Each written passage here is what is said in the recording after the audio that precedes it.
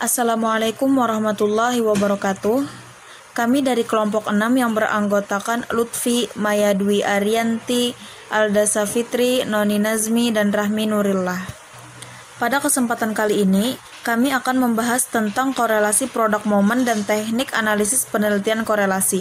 Di sini kami menggunakan dua cara, yaitu yang pertama menggunakan cara manual dan yang kedua menggunakan cara SPSS. Pertama ini kita menggunakan dengan cara manual. Cara manual itu yaitu adalah dengan teknik memasukkan rumus kasar. Ini rumusnya.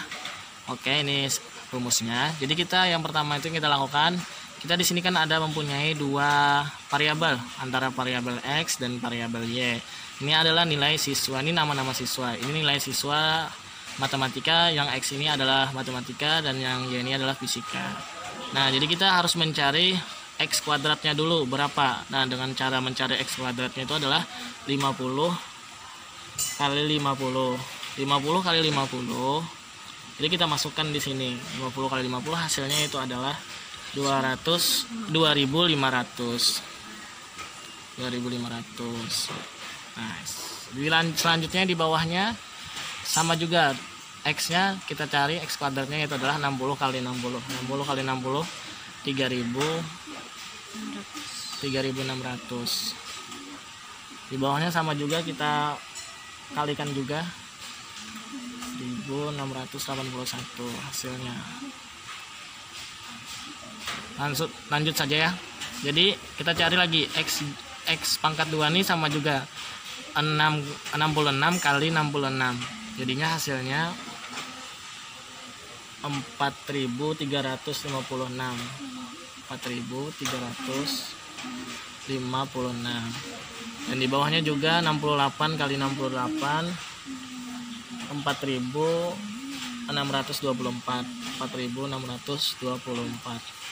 Di bawahnya juga dikalikan juga, hasilnya 2116. Nah, sama ini hampir keseluruhan sampai bawah ini kita cari karena hasilnya. Setelah kita mendapatkan X kuadrat dan Y kuadrat, kita mencari nilai dari XY. Mencari nilainya itu gimana? Mencarinya yaitu adalah dengan 50 dikali dengan 66 X dikali Y. Jadi kita cari 50 dikali 66 yaitu adalah 3300. Nah, selanjutnya di bawahnya 60 kali 68 kali 60, hasilnya itu adalah 4080. Selanjutnya sama, kita kalikan lagi 41 kali 48, hasilnya itu adalah 1886.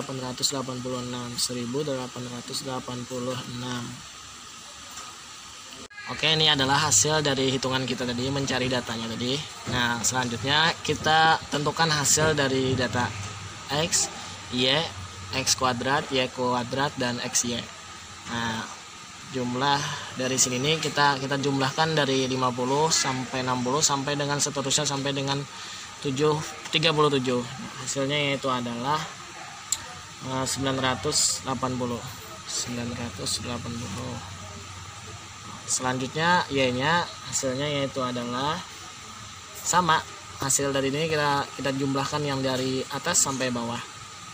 Hasilnya itu adalah 1181.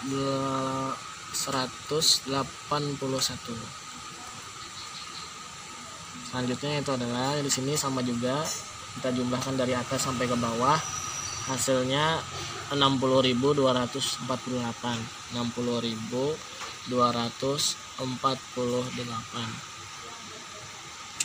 Sorry. Ini nih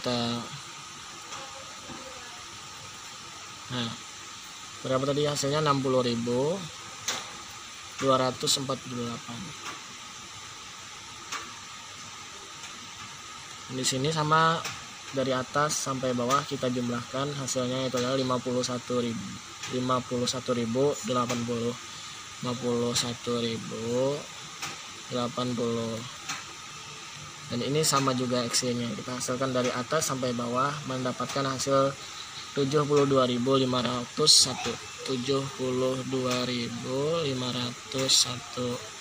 Nah, setelah kita mendapatkan hasil dari jumlahnya nilai x kuadrat, xy kuadrat, dan xy, langsung kita masuk ke rumus. Menggunakan yaitu adalah rumusnya dengan kasar. Nah, ini rumusnya itu adalah rxy per n dikali sigma xy dikurang sigma x dikali sigma y. Di bawahnya akar n kali sigma x kuadrat dikurang sigma x kuadrat dikali n kali sigma y kuadrat sama dikurang sigma y kuadrat. Nah, jadi kita masukkan di sini, ada saya sudah memasukkan datanya. Nah, di bawah ini kan 20 ini kan nilai n, sedangkan 6248 ini kan tadi nilai dari sigma xy. Setelah kita masukkan, kita kalikan dulu 20 kali 60.240. Nah, kita masukkan dulu angkanya. Setelah kita masukkan, ini kan tadi x, sigma x kita masukkan lagi 980, sigma y ini kita masukkan lagi 1181. Nah, setelah kita masukkan, kita jumlahkan. Nah, di sini 20 dikali 60.248. Nah, jumlahnya itu adalah 1.204.960. Nah, dan selanjutnya itu adalah ini, kita kali lagi 980 dikali dengan 1181. Jumlahnya itu adalah 1.157.380. Nah, setelah dapat ini, kita ini sama juga, ini hasil dari kali ini dipangkatkan, ini 980 dikali 980 hasilnya ini, dan ini sama juga, ini dikali ini hasilnya ini, dan ini dipangkatkan lagi, dikuadratkan lagi hasilnya ini. Nah, kita masukkan saja ini.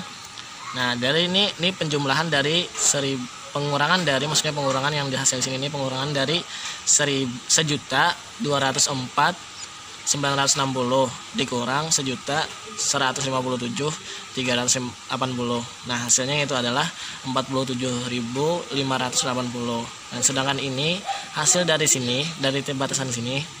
Nah, batasan di sini ini hasilnya 61.200. Dengan sini, mulai dari sini sampai sini hasilnya itu adalah 55.259.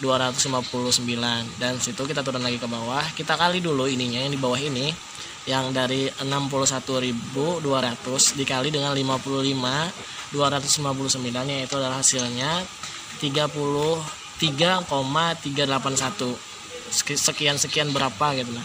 Jadi setelah kita mendapatkan hasil ini tadi itu yang 3,381 tadi, kita akarkan lagi. Nah, di bawah sini ininya 47 ini kita turun ke bawah, dan ini hasil tadi itu dari akar 3,381 kita akarkan, dan hasilnya dapat 58,15368. Nah, habis itu kita bagi dapatnya hasilnya itu adalah 0,81. Nah, ini adalah hasil dari nilai R, atau hasil dari nilai korelasi antara nilai matematika dan nilai fisika. Nah, kayak gitu. Oke, selanjutnya yaitu adalah kita menganalisis menggunakan metode dengan SPSS atau APK SPSS. Kita buka dulu tampilan SPSS dulu. Nah, ini adalah tampilan dari SPSS. Oke, nah selanjutnya langsung saja kita copy data dari variabel X dan variabel Y. Copy dari 50 kita copy sampai habis, kita copy datanya.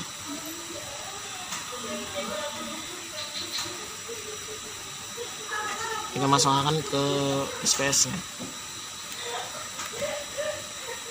paste. Nah, ini adalah data dari nilai X dan nilai variabel Y. Nah, setelah itu kita langsung korelasikan dengan ini, kita pindahkan data ini ke variabel sebelahnya.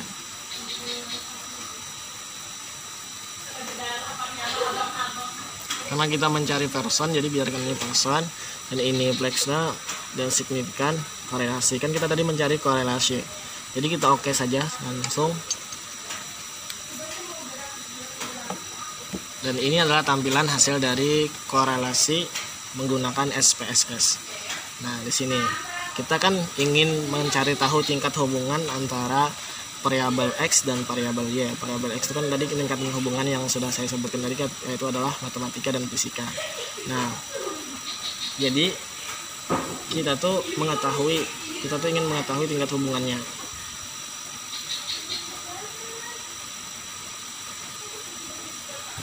Kita lihat dulu di sini hasilnya. Percent correlation-nya 0,820. Dan ini signifikannya 0,000, dan ini nilai n-nya itu adalah nilai dari jumlah tadi siswanya 20. Nah, jadi kita kan mencari tingkat hubungan antara nilai matematika dan fisika. Nah, jadi kita tuh dasar pengambilan keputusannya itu adalah mulai dari nilai. Jadi kan di sini ada jika nilai signifikansinya lebih kecil dari 0,05 maka berkorelasi. Nah, selanjutnya jika nilai signifikasinya 0,05 maka lebih besar 0,5 maka tidak berkorelasi. Nah, kita lihat di sini nilai signifikannya berapa. Nah, di sini 0,0000. Jadi itu kan lebih kecil dari 0,05. Jadi maka di sini kita dapat tarik kesimpulannya itu adalah berkorelasi. Nah, dari nilai signifikannya. Nah, selanjutnya ada pedoman derajat hubungan antara nilai matematika dan fisika itu tingkatan hubungannya tuh sedangkah atau apa gitu. Kan di sini ada beberapa pedomannya. Nah, kita lihat di sini, kita ambil dari nilai persen korelatifnya nih, korelasinya nih ada 0,820. Nah, berarti itu tuh ditarik kesimpulan korelasinya tuh sempurna.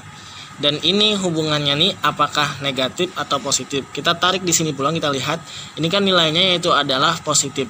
Jadi antara hubungan nilai matematika, nilai X tadi matematika dan nilai fisika, maka itu adalah hubungannya positif. Dan kita tarik kesimpulannya, artinya dapat disimpulkan bahwa nilai siswa tadi nilai matematika siswa dan nilai fisika siswa dengan derajat hubungan korelasi yaitu adalah sempurna. Jadi segitu.